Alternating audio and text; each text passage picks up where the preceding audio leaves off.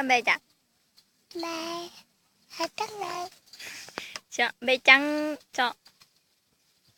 Bê tắt này nè. Bê tắt này nè. Bê trắng dần sông năng nè. Bê tắt này.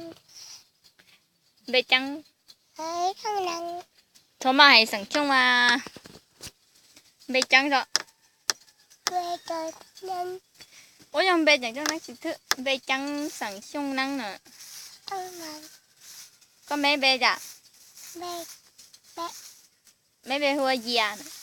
Ai da. Phố ấy. Ai da. Phố hùa sông chi. Ai chi. Sông chi. Chắc. Con ấy. Ai chi. Chỉ sang cho tụi tự. Đừng nè. Đánh chúa ấy. Đến. Hả. Đánh chúa khó thử. Không chăng nè. Từ tờ tế hả? Tên nè.